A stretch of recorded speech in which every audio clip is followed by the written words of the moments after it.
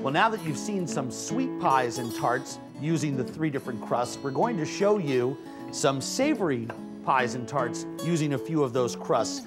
And we're rolling out some classic pastry, except instead of butter and shortening, we've used lard in this recipe simply because of the flavor issue.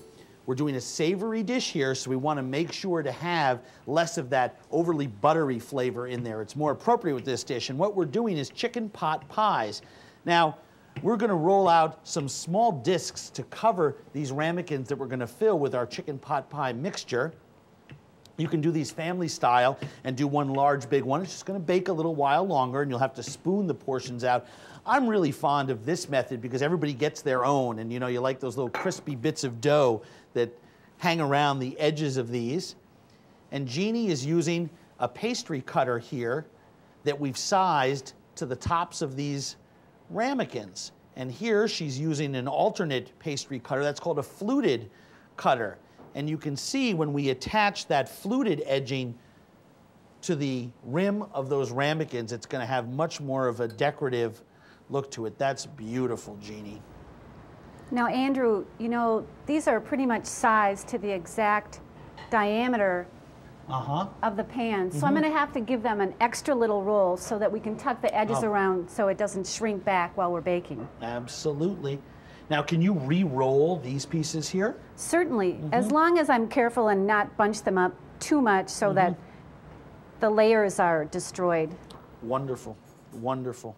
Well, I'm going to start filling these up. Now, this is warm pot pie filling, which is crucial because it's not going to bake for longer than 25-30 minutes. If I had ice cold filling, the tops would be done before the inside got hot enough. And by all means, remember to season these and taste them, because if you don't, you're not going to have a chance to do it later on when the covers are on there. Pull this up.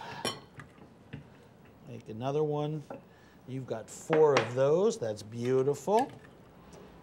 Think a little larger? Yeah, just a touch.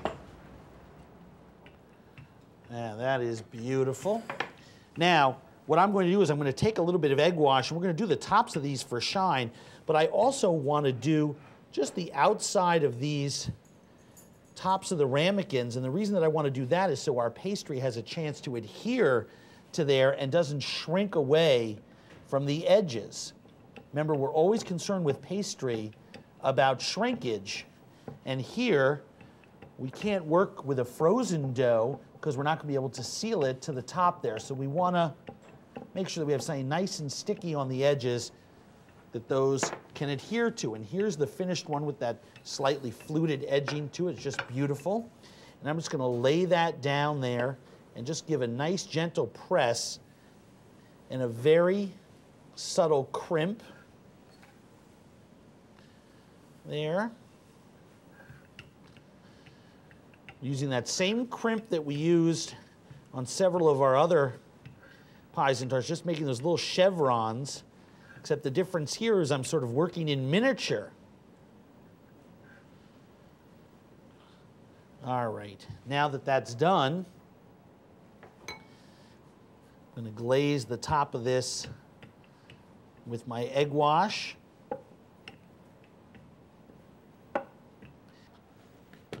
And right before I put these in the oven, I'm just going to put a small vent